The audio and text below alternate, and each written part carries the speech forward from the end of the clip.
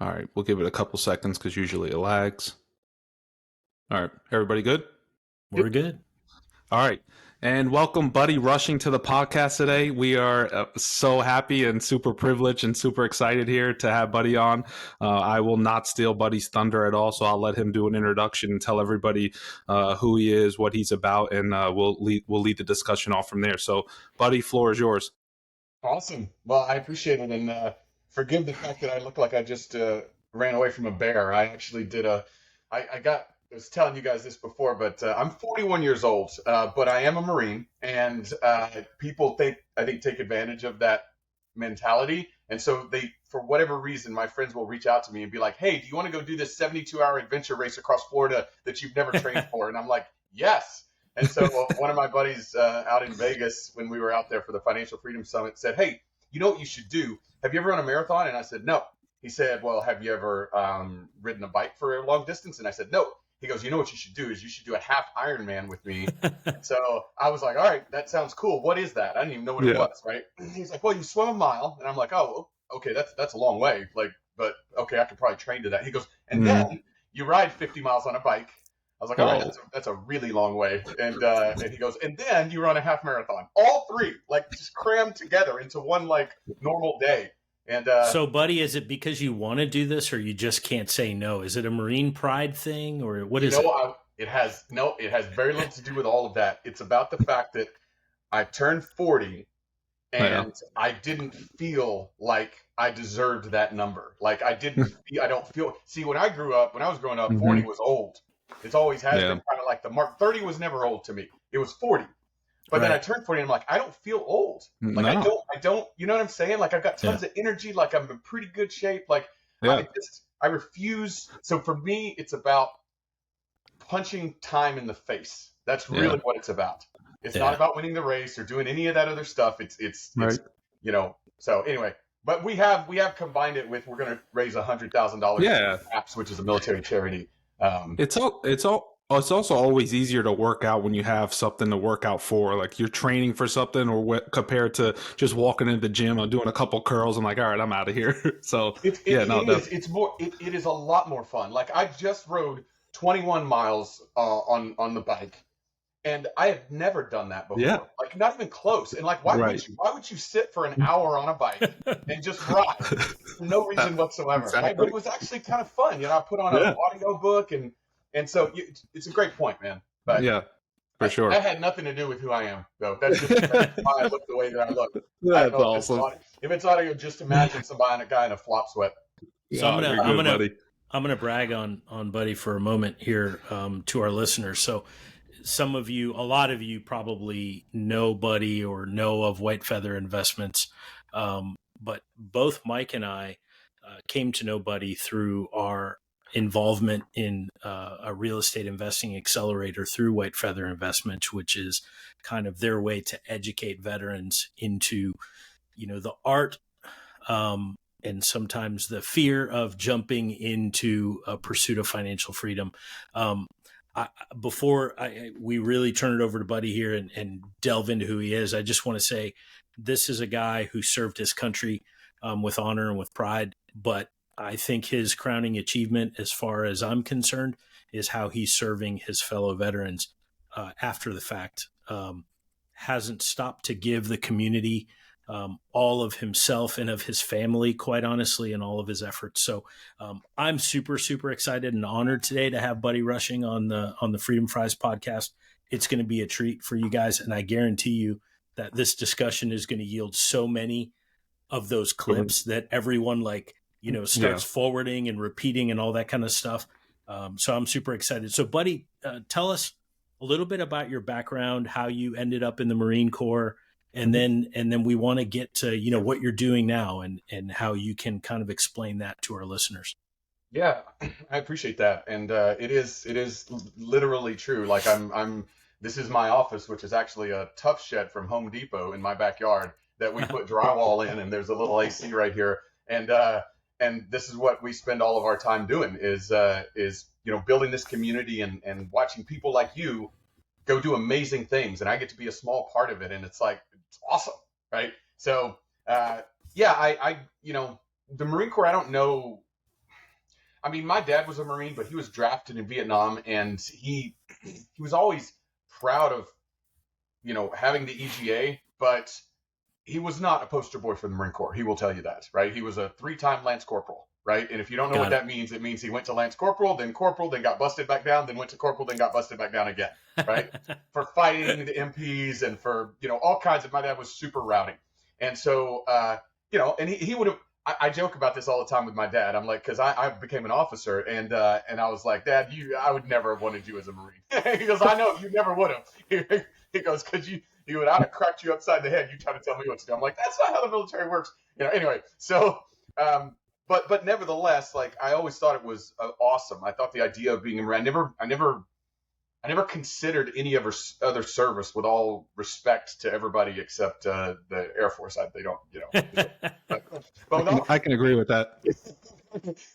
I mean, obviously, everybody has their place, but me personally, I never considered anything but the Marine Corps. But I never thought that was a real option. And then whenever I graduated high school, it really was I learned about the Naval Academy. And one of the big things that really struck me about the Naval Academy, and this is going to sound really, but they paid for your education. I grew up on food stamps. I did not have the option to go to college, right? And I worked throughout high school, so I didn't play any sports in high school, so I couldn't get a scholarship or anything like that. And so what I did know was that if you went to the Naval Academy, you could be a Marine, which is something that in the back of my mind I always was like, oh, wow. And then they paid for it. And so there was a very practical thing. And so I applied to it, and it's a long story there, but I didn't get accepted. Then I got accepted last minute and all this craziness. So I go to the Naval Academy, and then they flew the planes into the World Trade Center. And I was on duty when that happened. And I watched the planes fly into the World Trade Center. But we didn't know what it meant. But we thought it was aircraft error. Nobody knew, the air traffic controller maybe screwed something up, because all I saw was the first plane hit the side of the World Trade Center. And I was like, whoa, this is crazy. Then I finished my duty session, and then went on with the day, because it was like, well, a plane flew into a building. Like, that's bad, but we didn't realize that it was a terrorist attack that would change the tenor of global, economics, of relations. It would change the course of my life and my family's life forever. But after we found out that it was terrorists, it was like, yep, there's no, like, the amount of people that applied for Marine Corps out of the Naval Academy tripled overnight. And so that happened. And then, that it became really about that. It became more, that laser focused it. I was an aerospace engineer at the Naval Academy, and I always was wanting to go pilot. But once the World Trade Center was hit, I said, no, I have to lead Marines on the ground in Afghanistan. Like, and that really what it became. And that's what it eventually transpired. That's awesome. That's awesome. And then so you had a miraculous, awesome Marine Corps career, and now you're on the other side. I think you recently retired, right, buddy? Within the past couple of years? Yeah. So I did. I had a tremendous career. I'm so grateful for it. I got to deploy multiple times and lead some amazing Marines and serve with some amazing Marines. 2019, I actually got out of the Marine Corps right before the pandemic hit. So, like, literally, I put in my papers and I transitioned basically off of active duty into the reserves. And my idea was, hey, I'm going to pursue this dream of White Feather, this thing that we've created. And so I put in my papers, and like, it was no turning back. And then 4 months later in March, COVID shuts the world down. And we're like, whoa, what is going to happen to the world? We had no idea. And you want to talk about fear. You want to talk about, like, praying a lot, like really soul searching a lot. You're leaving the only job you've ever known for an uncertain future in real estate. And the world economy has just been forcibly frozen by a global pandemic that you have no idea what's going to do to real estate. Everyone thought it would decimate it. Yeah. Right? And so there you go. So that's that's like a movie script. Like, put yourself in that position for a second, right? And so, buddy, you're telling me you missed out on being in the military during COVID and checking in every 25 minutes with somebody and letting them know you're alive? Oh man, I have heard nothing but horror stories from my buddies who are still in. They're like, dude, they're making us like wear masks in like meetings, like where we just literally were crammed into this room a minute ago. Nobody had it on, but now we have to wear masks. Man. I was like, whoa. Crazy. You know I how was in. I was on Zoom meetings with mass. With commanders telling me. I'm like, well, guys, really? Come on. because we know the military makes dumb decisions anyway. Like you're constant, like sweeping the rain off of a sidewalk and like doing stuff. Can't put your hands in your pockets even though it's cold, even though you're not allowed to wear gloves. Like there's some absurd Right. in the military anyway. Now add COVID onto it, and you're like, Wow. oh man, Marine Corps be dumb now. So, That's awesome. So, buddy, how do you? So you go from, first of all, I'm in a similar situation. Obviously, I didn't do that as many years as the military, but I'm at around 6.5, 7 years, and I'm getting out and transitioning into civilian life. So I really resonate with just, it's all I've known. It's all I've known for 7 years, and even taking the leap and trying to, venture out. I was nervous, and I still, just it's the only thing I knew. So I can't imagine, if you could walk us through a little bit. That's, just the thought process, and even taking that leap, because a lot of people listening are, who might have those same reservations. Like, how do you put yourself in a position where you feel comfortable to say, okay, this is all I know, but I'm going to put myself out there and try something different and give back. it's so huge, right? Yeah. Like you're hitting on something right now that I think is something that we need to talk a lot more about, and that is that when people transition out of the military, it is such a massive seismic shift in their day-to-day operations, in their psyche, in their emotions, in their finances, in their direction in life, Yep. literally everything. Like It is. people have existential questions when they transition out. Why? Because the military is such an ecosystem where everything else is outside, and here you're in this accountability echo chamber where you're told what to do, you know how to succeed. It's not hard, it's not complex to succeed in the military. It may be hard, but it's not complex. So you know exactly where you need to be. You know exactly what you need to do. The structure is created for you, and you get a huge amount of pride and purpose in that mission, right? Yep. It's not unlike very high-level athletes. It's the same thing. Like you struggle with something because you're singularly focused on something, and everything else is taken care of for you. You don't even know how to pay rent. Doesn't matter. That's all taken care of for you. And then when you shift out, it doesn't matter if you serve 6 years or even worse, maybe 30. Right. Because that's like all you know. That's all you know, man. Exactly. Exactly. It's like when you transition out, you lose all of your friends overnight. You haven't transitioned out yet, but like when you get your DD-214, go back to your command the next week and walk in and close and see what people say. They're going to be like, "Sir, what are you doing here?" Like, exactly. Like, why are you here? Right? All these people that you were super tight with, and it's crazy, right? It is. And so you lose all of that community. You lose your sense of purpose, which is even bigger. It's even bigger because humans without a sense of purpose, that's where despair and loneliness and all of the things that can contribute to suicide come from. And that's why veteran suicide potentially, there's a lot of factors, but that's one of them, right? And you lose your income. And you don't have a ton of skills that immediately are marketable. Bingo. Right? What's your MOS?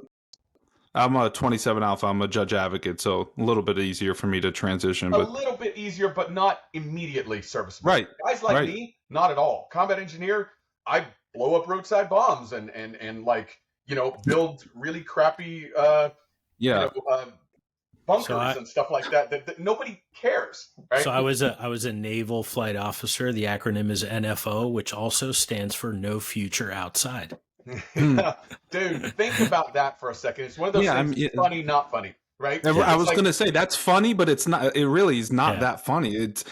Those are the challenges that people in the military face every day. Just being able to translate what you do on a daily basis to a civilian career. It's hard. Yep. Yeah, that's exactly right. And so anybody that's listening to this can relate to it. I don't care. I've worked with full bird colonels who got out after 30 years. And do you know even though they have a retirement and disability, and you would think that, you're going to retire on a beach and the easy life. That's not the case. They struggle mightily with identity because they were the top of the heap, right? One rung below general, which is like a god, right? Mm-hmm. And it's like you all of a sudden the next day, it's like, you're just no longer Colonel Rushing, you're buddy, right? Right. Yeah, it's hard. Even I'll even take it one step further, and this is speaking personally. Even just going from like picking your outfit every day, for every single day. I've worn the same thing. I didn't even know.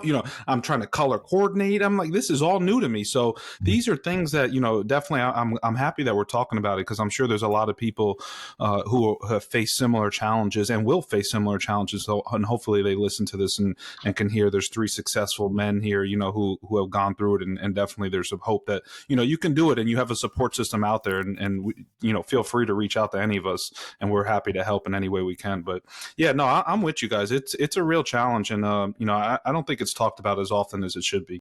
Well, and the reason it is not talked about as often is because most people focus on the things that are a lot more um, easy to understand, like homelessness and various things like that. And I'm Mm-hmm. all for, right? Sure. We do a ton to help homelessness and to help people with food insecurity and all. Those are very real problems. But think about this. What if we were able to create a community where people who were in the military, transitioning out of the military, or veterans were able to understand the challenges that we face, but also understand the opportunities we have, the massive amount of opportunities to help give somebody a mission, surround them with support they need, and then the accountability. And then what will they do? They'll create massive impacts in their Yeah. communities, and they'll Yep. bring other people along with them, and they'll do it because they want to do it. Because everybody who's serving in the military now is a volunteer, which means they have volunteered to potentially place their life in between some future fight, some foreign Sure. fight, and our home, Sure. and this Yeah. idea of an American dream. What kind of a person does that? Right? And when you Yeah. ask yourself that, and then you basically harness those kinds of people, and you help them achieve financial freedom, which unlocks their decisional maneuver space. What will they do with their time? They'll create podcasts to bring messages to people to try to help. Yeah. Right? Yep. Absolutely. They'll Yep. structure deals where you got a 2% interest financing for 30-year fixed, and they'll give most of them away Yeah, man. for That's pennies. powerful. That's what they'll do, I right? know, Yeah. man. So that's what this has taken us 20 minutes to answer your question, but that's what I do. That's what White Well, Feather is. yeah, that's so awesome, buddy. And speaking from somebody who just graduated the accelerator, and touching on Spiros, what Spiros said a little bit before, it's such a powerful group, and it's such a they're powerful relationships. And but for the White Feather investment, and but for Buddy bringing us together, I mean, we wouldn't be here talking right now. So I'm a strong believer of everything happens for a reason, and Oh my. it's such a powerful message to bring people together and bring veterans and let them know there's people like you who are are going through similar things, and they have similar interests in you. They like real estate, they like helping others, they like doing creative deals, creative financing, seeing other people succeed. I think that's the most powerful thing about White Feather. It's not a individual group. It's, hey, look at Spiros. He just did Elbow Creek. I'm not even involved, and I'm so excited for it. So Yeah, that's the power of it, and I'm sure yeah. you feel the same way. I do. I do. I like people when they don't know, like other business owners and leaders, and when they talk about it, they say, "Hey, well, what about this for your clients? And what about this for, have you ever thought about this for your business model and your client?" I'm like, bro, that's not what this is. Like, I am a member of White Feather, Hmm. right? Like this is ours. I may Yeah. have the company like documents and whatever, but like, Right. and we may have started it together, but if you really want something to outlast you and to create generational impact, you have to make it about more than yourself, which is why I Hmm. didn't want to call it, Rushing Incorporated or any. That's not, like this is a movement that we're all a part of, and when it happens that way, it transcends all of us, and we get to be a part of everybody else's story, right? It's Yeah. phenomenal. It's like the military, right? There's Hmm. not one person in charge of the military. Even the highest ranking officer is not Right. Right. technically in Right. charge of the military, right? Yeah, no, it's spot on, and buddy, this is such a powerful conversation to have, and I want people who are listening to this, they can hear Sparrows and I talk all day, but we're still relatively new in the real estate game, and we're not obviously to the level where you are. So this is a really really powerful message to hear somebody of your caliber speak, who has had a military career and has done so much positive for the veteran community, for your personal community. So if you could just talk a little bit about, how, what, first of all, I think we're using the term white feather investing, so we know, just because we're in the circle. Yeah, So just talk a little bit about what white feather investing is and why you chose real estate, and what were your passions, and like what were those like step by step, like, hey, why didn't you go start an e-commerce business on sure, Amazon? Why did you sure. choose Amazon? Why did you choose real estate?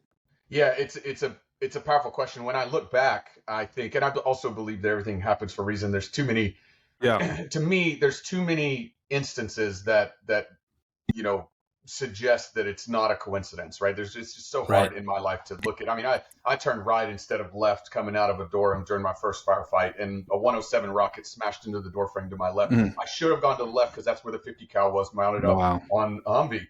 And I went to the right instead because I just decided in a moment that I would go to the wall and call in artillery fire. If I turned to the left, I would not be here. My wife would not be married to Man. me. My kids would not exist. White feather would not exist, right? We would not be here, right? Right. And so, Goosebumps, man. Goosebumps. like, I Jeez. mean, I have dozens and dozens of examples of that suggest to me overwhelmingly that things happen for a reason, that there's a Right. purpose in my life, right? And we all are the same. You just have to find that purpose, and you have to believe it, and you have to drive toward it. And so, Mhm. so that ultimately, white feather is an extension of that. And really, we called it white feather because my bid was, it's kind of funny. My wife and I were driving our car. We're like, what are we going to call this company? This was like 15 years ago. And we passed White Feather Road. And she said, whoa, what about White Feather? That's awesome because it's so beautiful and angelic, and like we can do a lot with the color scheme and everything. And I was like, I love it. Also, Carlos Hathcock, the deadliest sniper in Marine history, was nicknamed White Feather because he would put a white feather in his boonie cover to taunt the Viet Cong as he stalked them. And Oh, so man. that's awesome. That's awesome. And so every time a Marine hears about our company, like about probably every fourth or fifth Marine will come in, he'd be like, there's no way that's named after Carlos Hathcock, right? And I'm like, yes, it is. That's yes, freaking yes, awesome. it is. So it has nothing to do, White Feather has nothing to do with real estate or anything like that. Oh, It's man. That's so, awesome. we decided to focus on real estate because, like I said, I grew up poor and on food stamps, and we never learned. I didn't know what a bond was. I didn't know what a stock was, not really. And to be honest, I still really, if you really ask me what a stock is, I'm like, Yeah. I'm right behind you. Right? And so like I knew that, I also knew that you had no control in those. You buy Mhm. some stock, you have zero control. And for Sure. me, I've always really just, maybe it's the engineer in me or whatever, but I've always enjoyed trying to have as much control as possible because I believe in myself.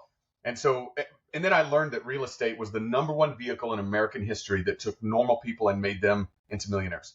And that's an undisputed fact. And so I looked at that and I read Rich Dad Poor Dad. And I was like, man, Rich Dad Poor Dad made me believe it was possible that I could do it myself. And by the way, this is crazy how life works. And I'm put back in my chair when this stuff like this happens, and I'm just so grateful. I was on a podcast a few weeks ago with Sharon Lechter. She asked me to come on her podcast. If you don't know who Sharon Lechter is, pick up Rich Dad Poor Dad and see who wrote it. You'll see Robert Kiyosaki and Sharon Lechter. She co-wrote Rich Dad Poor Dad with Robert Kiyosaki, and it has changed tens of millions of people's lives. Yeah. And I told her the story of White Feather, and she was blown away. She was like, "That's so awesome." I guess her son was a Marine, and she has Awesome. Marines in her family. And so so I'm sitting here talking to Sharon Lechter, who wrote this book that changed my life, right? Mhm. Life Mhm. is nuts, right? It is, man, dude. I still have screenshots from in my photo album from Rich Dad Poor Dad, because I was literally taking screenshots. I'm like, oh, how do you take an acid and move it to a lot? I got to remember this stuff. So it's but that book changed my life too, man. Awesome book. All of us, right? All of us. Yeah. And it made me believe that real estate could change the legacy of the Rushing family, because Mhm. the legacy of the Rushing family has always been hardworking but poor. And, there's a lot of pain and a lot of struggle that comes with not being able to afford anything, right? And we learned that growing up. There's a lot of things that we dealt with that you don't have to deal with if you have money, right? It's just that simple. And it doesn't make life perfect, but I tell you, it takes a lot of crap and a lot of pain away when you have money to be able to, I don't know, pay for a tow truck instead of just hiking after your car breaks down on the side of the road. Yeah. Little simple stuff like that. Being able to afford dental insurance so that you don't have to deal with cavities all the time and your mouth hurts all the time, right? Like, I'm telling you, anybody who's listening to this who is in that situation right now, you don't have to tell them. They're like, yeah, life would be better if I had just a little bit more money. Right. And so for me, it was a drive to change that legacy and to change my life right now. And then, to be honest, I would love to tell you that I had this grand vision of helping military and veterans, but I didn't. It was the start. It was just me and Kimberly, my wife. It was like, let's change our life. Right. And that's what it was for years. And then over the deployments, I mean, we did this, man. I deployed 3 times to Afghanistan and once to Southeast Asia during whenever we were doing all this. So like, if you're thinking to yourself, oh, I have a full-time job, right? Or I'm deployed right now, or I'm active duty, I can't do. Yes, you can. We built the majority of what White Feather became while I was still on active duty, while I was still deploying to Afghanistan. Wow. So we've helped guys that are in Kandahar buy rental properties from Kandahar, right? So this is the world we live in now. It's changed, man. That's awesome. It strips away excuses. And we'll talk about, too, what we're doing now, which is helping people build income streams without any capital, without having to have any money, right? Because traditionally, White Feather was like, let's teach people how to invest in real estate, which takes money, right? You got to have it for down payment and various things like that. Right. But there's a way to make lots of money without any capital now. For sure. So, buddy, you've taken your family's legacy and you've completely changed the trajectory, and you've crafted a new future for your family. And you also just highlighted with White Feather, you're kind of teaching some of us who have resources to some degree to be able to make the most of those resources in real estate. But I see you've got your Veterans for Financial Freedom t-shirt on there. So I'd like you to now, and this is actually going to be an education for Mike and I as well. Can you talk about Veterans for Financial Freedom and how was that born? How does that interplay with White Feather? And talk about that a bit. I would be happy to. It is what I see as the future of this movement, because, like, I stole this idea from Elon Musk, right? I steal a lot of ideas from him. I think that despite all his like self-destructive craziness, like he is crazy. He'll tell you that if you read his biography, he knows he's crazy, but he's also changed the world multiple times in multiple ways, and will continue to do so. And so I wouldn't want to be his friend, but I'm so glad we're for humanity, right? And like, so kind of like Steve Jobs, he was by all accounts a total a-hole, but he changed the world, right? That's a fact. You can't argue it. So I'm not saying I like the guy. I'm just saying I respect and I will take some lessons from. So what he said with Tesla, and his goal with Tesla was never to make cars. It was to move the human race toward an energy sustainable future. That's their mission statement. Has nothing to do with cars. He just realized that with electric vehicles, he would be able to change the paradigm and shift us toward that, because he believed that would also power our ability to go to Mars. And so, talk about thinking big, right? Yeah. But he said, there's no way that I could build a profitable EV company, electric vehicle company, when people like electric vehicles aren't sexy. Like, I don't want to drive around in a Prius, right? And unless you're super environmentally conscious, you don't want to drive around in a Prius either, because they're slow and they're kind of like ugly looking and so on. He was like, let's bring up the sex appeal.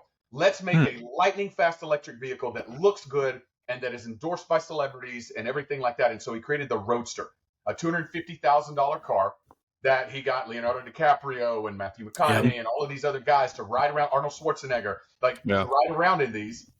And it was lightning fast, 0 to 60 in like 3 seconds. And so all of a sudden we're like, whoa, electric vehicles can be great. But that wasn't his plan. His plan was then to move to the Model S, which was a luxury sedan that, was still lightning fast, but more affordable at like half the cost or less. And then it was, once he started creating that buzz and creating this belief in it, then he was going to launch the Model 3 and the models beyond that, which would reach the masses. Okay. So his idea, let's not start with trying to reach the masses, even though that's the ultimate goal.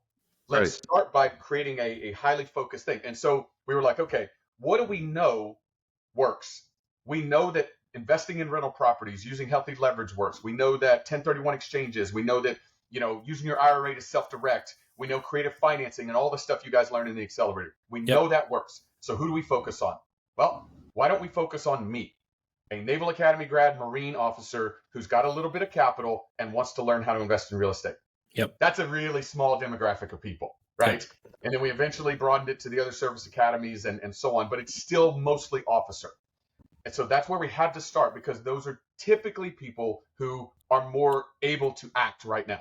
And then you guys executed gargantuan success, right? Mm-hmm. Like, oh, there's 350 accelerator graduates now who've purchased $1 billion of real estate collectively. And these are normal people that collectively have purchased $1 billion with a B, right? That's Some crazy. people have built $100 million empires, right? There's other people that have 4,000 units and they started with nothing, right? Oh Taylor man, Wayne, one of that's my favorite so stories. powerful. He was 26, I think, whenever he joined the accelerator, still active Mm-hmm. in the Army. In 2 years, he went from having 0 units and a career starter loan of 30 grand, that's it, Mm-hmm. to having almost 40 units, passive income, financial freedom, transitioned out of the Army, moved down to Florida with his wife and little baby, and didn't Yep. get a job. He's not even 30 years old.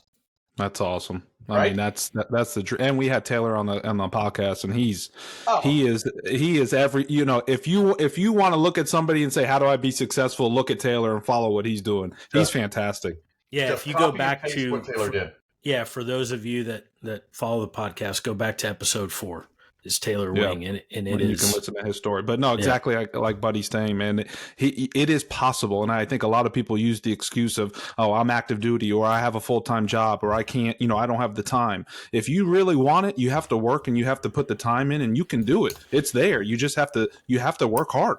By the way, Taylor didn't have any money. And so he was forced to use creative acquisitions, like subject to the existing financing and seller financing and doing BRRRR strategies, which we can all talk about later and all that stuff. Right. But those are basically strategies where you recycle money and use other people's money without having any of your own. He built this empire without using any of his own money. So you can't use money as an excuse. But nevertheless, right, Taylor's a West Point grad. And so, when you look at that, it's still a small, very small, highly specific demographic of people, like the Roadsters, right? And now all of a sudden, everybody's looking at you guys and saying, wow, looking at Justin Lofby, who, did a $570,000 wholesale in 2 months, right? And they're looking at Justin and saying, this is a superhero. I want to be a part of that ecosystem. But the vast majority of people are not ready mentally or have the capability or the capital or the mindset to do an extreme, high accountability program like the accelerator. So we're like, okay, time for phase 2, the Model S, right? Let's go ahead and roll out Veterans for Financial Freedom. And we have a financial freedom boot camp that is far more focused on the day-to-day stuff. How do I pay off credit card debt? How do I increase my VA disability rating so that I can get that passive income stream that I've earned? That's awesome. How do I use my VA loan to house hack so I can live for free? With zero debt. Buddy, I taught at West Point for 2 years, and I was teaching constitutional law, and I took one class every semester. I was like, hey, guys, close your books. We're going to talk about real estate and how you use your VA loan. You would be surprised that every single class I had, you raise your hand. Who knows what the VA loan is? Nobody raised their hands. It's like, tell me what can you do with the VA loan and how can you purchase a home? No idea. I'm like, oh my God, this is crazy. So I have cadets to this day calling me and saying, sir, listen, thank you so much. I didn't even know I could purchase a house, with a VA loan. I'm like, oh man, this is insane. Crazy. The average homeowner in America has a 50 times net worth than the average renter. 50 times. Homeowner versus renter. Do you know the difference between owning a home and renting? The VA loan. Right. Exactly. Right. But then take it a step further, rent out a couple of rooms or an ADU or a guest house, and you can have your mortgage paid for. So you can literally live for free while building equity and becoming part of that 50 times club. Right. And you're keeping your BAH so you get some extra money in your pocket. And you're keeping your BAH. So why this is not taught at every service academy. I'm from the Naval Academy. I had one of the people that was in the class but was teaching at the Naval Academy send me their we get like these I'm sure every service academy does. They give you this basically booklet of info. This is how life works basically. Right. And finances was one of them. It's like chapter 3 or whatever. And they go over in finances all the stuff you normally think about that's important, but it's like checking accounts and savings accounts and mutual funds, and this is how this stuff works, and this is how all 401k works, and all that's all good information. They said nothing about using your VA loan or house hacking and living for free and terrible. Right? Terrible. That's terrible. We have this financial freedom boot camp that focuses on all that, and then in addition teaches people how to use the gig economy around them to create income streams without using any money. And we don't have time to get into it, but basically you have everywhere around you are business opportunities to make money where you have no startup capital that's needed. Turo and Neighbor and Swimply and Fetch and you've got Utilize. All these different websites are websites where you can use the things that you already own, like a yard or a car or an attic or a bicycle, and you can literally turn it into an income stream. You can also use your skills to create income. Like, for instance, you have apps that you can go on, like Fiverr, right? Fiverr, man. Yep. Yeah, you can create songs or you can create logos. You can use AI to create these things and then sell them on Fiverr. I know because I'm paying somebody to build logos for me right now, and I know he's using AI to build logos because he told me. So he's but he's putting in that work. I would rather save the time and pay him money. So he's zero startup cost. Fiverr is a free platform. AI is a free platform in the term. You just use Bard or just Google what are the best AI platforms for creating whatever. Go to ChatGPT and ask it to create a business plan for you. Right? It's all right here. And anybody who's listening to this either has a phone or they're listening to it on a computer, which is more expensive than a phone. So anybody who's listening to this can build multiple businesses in their life right now without any startup capital, and that's what we teach in the bootcamp. But that's just the Model S.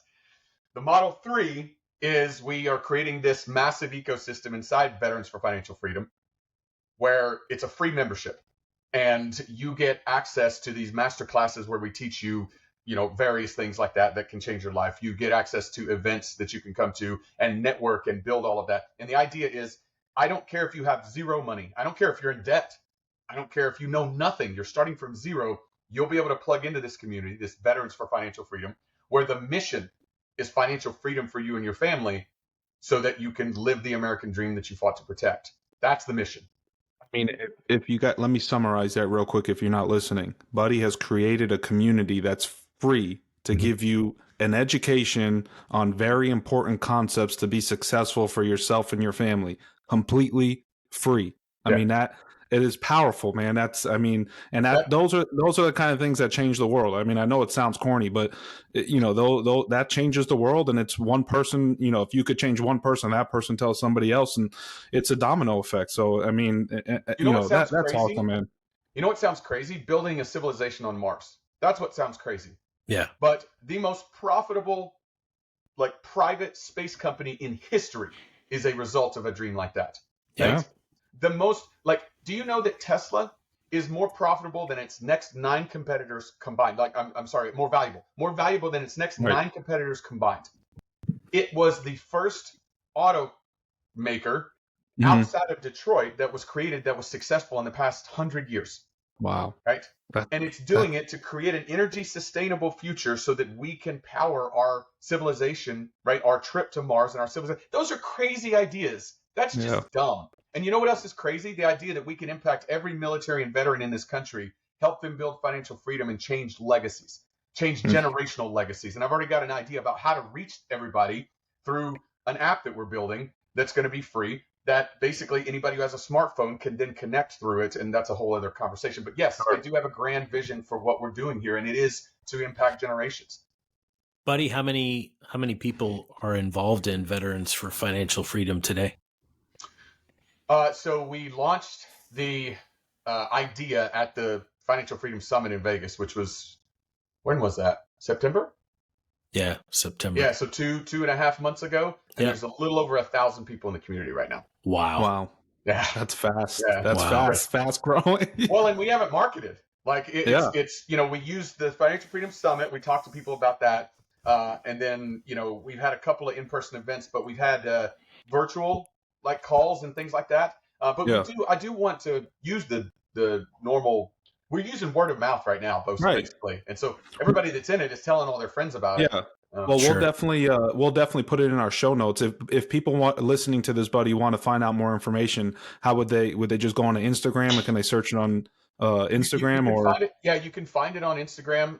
You could find it through mine. Mine's just Buddy Rushing. Or you can Okay. just go to veteransforfinancialfreedom.org or .com. It redirects. Okay. You can bottom both. So, We'll definitely throw those in the show notes there. So, buddy, I have a question for you, and Spiros, jump in please if I'm hogging the mic. But what do you say to the folks? Because I think we hear this often, especially in time, this current real estate market where interest rates are a little bit higher. It's a little bit different from 2 years ago, and I think you yeah. could see where I'm going Oh with this, right? yeah. Like they're like, and I've heard, I've been in the real estate game for about 5 years now myself, doing some flips and burrs and Airbnb. So, when I first started, I heard it from everybody, not negatively, but just, friends and family who are looking out for me and saying, you can't do this. You can't do real estate. That's crazy. Like there's no certainty that you can't do that. So what do you say to the people listening who might be concerned or might be hearing that from their inner circle who say, you can't do real estate. The interest rates are too high, or this is a volatile market. You can't do this right now. What would you say to someone like that?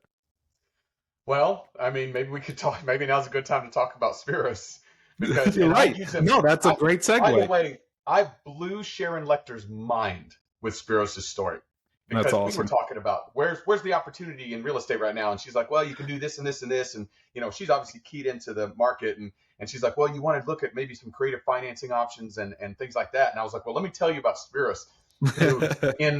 If you go buy a real estate investment right now with conventional financing, and it's an investment property, especially if it's out of state, you're probably going to get around 7.5% to 8.5% interest. Those are competitive rates, right? Mm-hmm.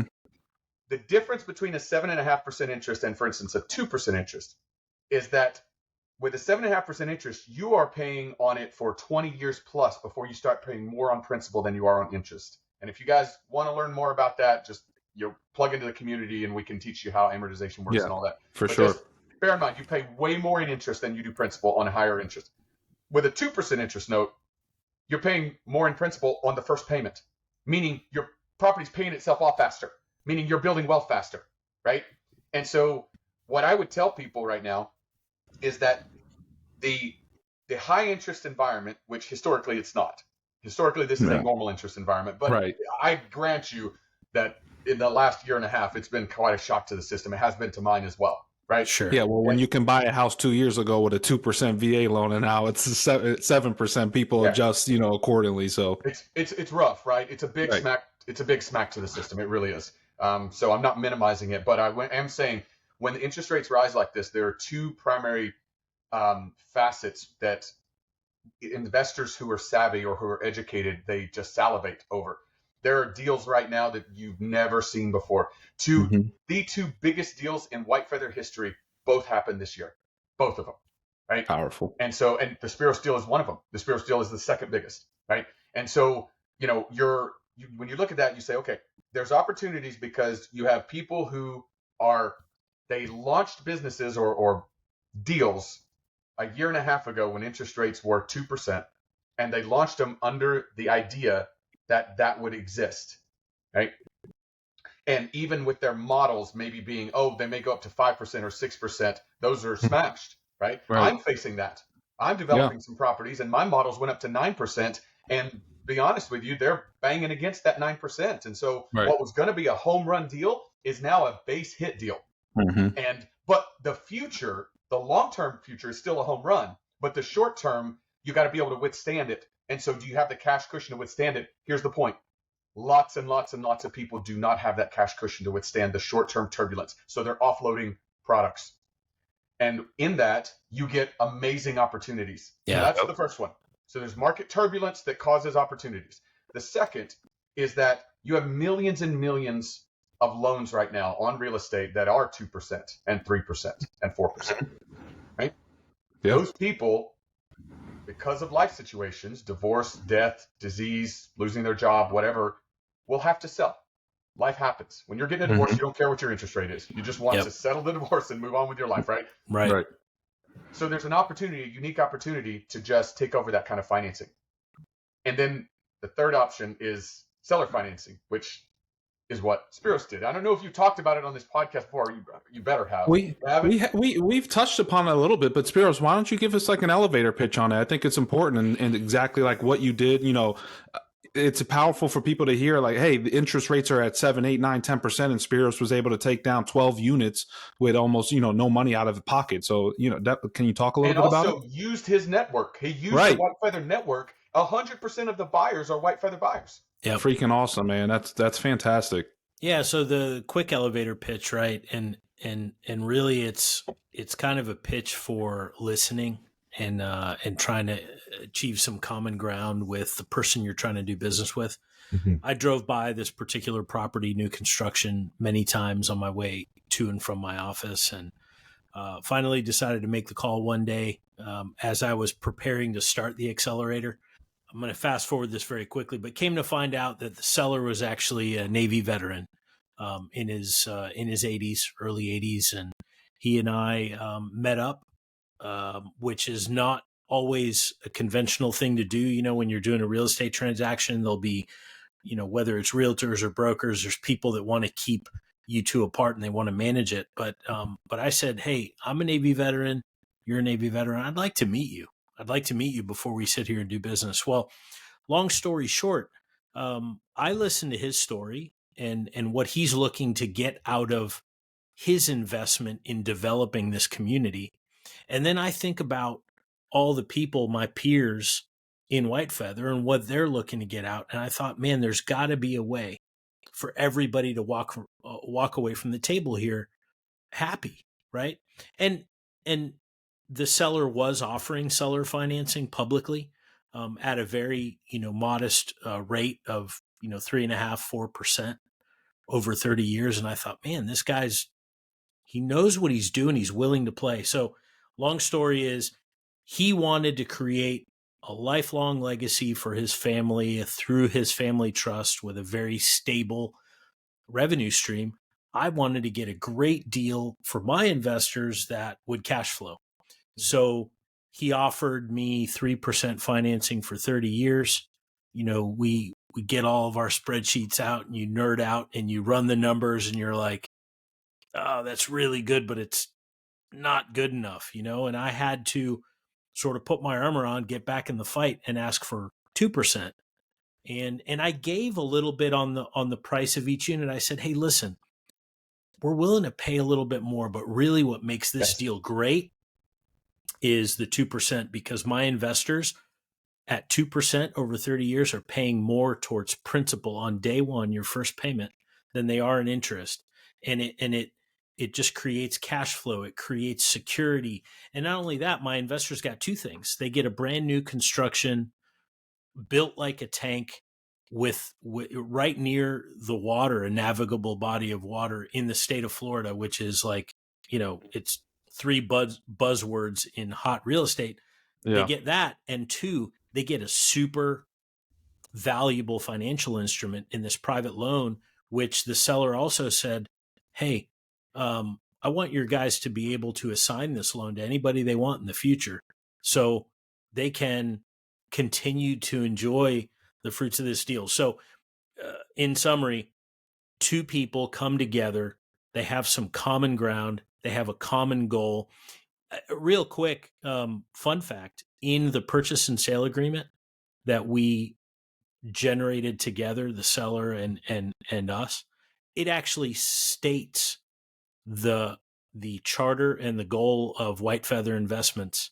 Wow. It That's says cool. it right in the purchase and sale agreement, and it says the buyer and the seller agree that they're coming together to make this real estate deal happen for the purpose of helping military veterans pursue financial freedom. It says it right in the agreement. Man.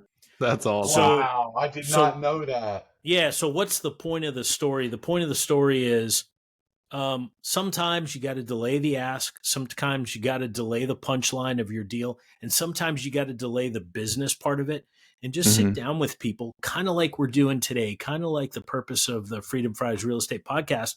We want to get to know the people behind the deals. We want to get to know the people behind the 5-step process to a burr, whatever it is. We want to get to know the people. And that was really the magic behind the Elbow Creek deal, was that we took the time to get to know each other and realized, hey, I think we can get you what you want and we can get what we want, and we can all walk away from here really happy. Yeah, and that's the case. And like as of today, I mean, I just got a message from Greg, my ops officer, yesterday, and he was like, "We just closed 3 more of the Spiros deals. You call them the Elbow Creek deals. We call them Spiros 12." So, That's so yeah, awesome. it's tremendous, guys. And like I couldn't possibly be prouder of you. And that's not that even that like saying I'm proud of you sounds more condescending than it should be. I'm honored to be a Yeah. part of, right? Because you're a hero of mine. Like just the way that you approach business and life, and the way that you approach your family, your boy, Will, like making sure, like working with him, and like Yeah. that's the dream. My kids are too small right now for that, but that is the dream. Yeah, It's like Yep. for being able to sure. work with your kids, and That's I mean, a freaking lot of awesome. people think about this, and I know we're running short on time. Think Yeah. about this, Spiros. A lot of people in their late 40s, 50s, 60s, something like that. This is unfortunate, but they feel like the best part of their life is behind them. Yeah. And they're like, oh, retire or like cash it in or whatever, this and that. And that is the opposite of you. You have a great past. Like you've been super successful in a ton of different ways, right? Both financially and in life. But you are somebody who is joining us at Secret Knock and Prosperity Camp, not because, right, which is, we don't have time to talk about those, but they're very high level events. And those events are meant to take your life and to take your situation and supercharge it. So like you don't come to those events unless you're convinced that you have way more inside you left to give in the world. Right. And that's so anyway, Yeah, Well, and I'll tell you that's that awesome. the reason this is working out for me is, there's the old show me who your 5 friends are and I'll tell you who you are.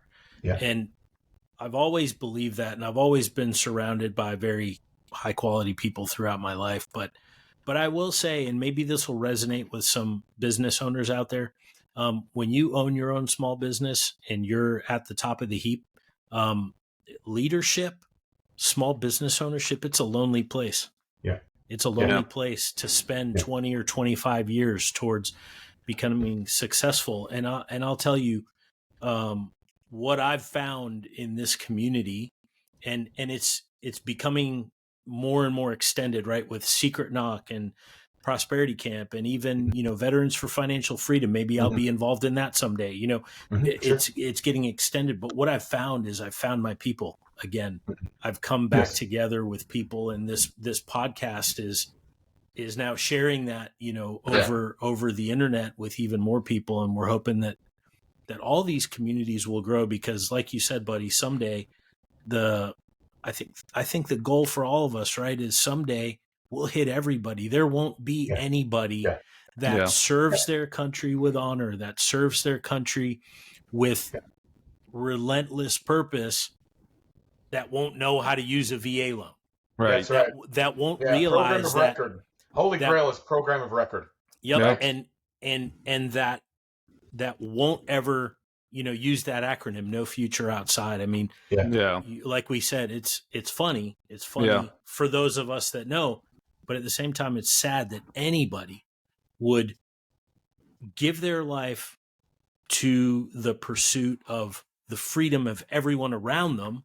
Mm-hmm. And then once they step out and say, okay, now it's time for me to kind of live the American dream for me and my family, they don't know where to go, or they don't get the support, or worst case scenario, and I know this happens, they get somehow discriminated against because of who they are and where they came from.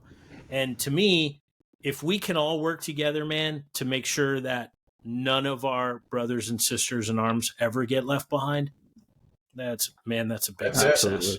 Yeah, I mean, for people that are on Instagram, just type in Buddy Rushing, and if I've done my job right, I should be the first one that pops up. It's the one with the check mark. And then you can go to, you can go to veteransforfinancialfreedom.com or org. You go to whitefeatherinvestments.com. You can find me on Facebook. You can, reach out to you guys. Definitely. Just send you guys an email if they really want, right? We'll make sure we put all that stuff in our show notes, and we'll, if anybody hits us up, we'll direct them to the appropriate places. And Yeah, that's too easy. And buddy, listen, we can't thank you enough, man. We definitely want to have you back on the show. And as our fearless leader, we appreciate you kind of leading the way for us and putting I us love it. in a room Love what you together. guys So are doing, man. yeah, man. Anytime. I will. The answer, will always be yes. Appreciate it, brother. Thanks so much. See Have you, a great buddy. one, guys. See ya.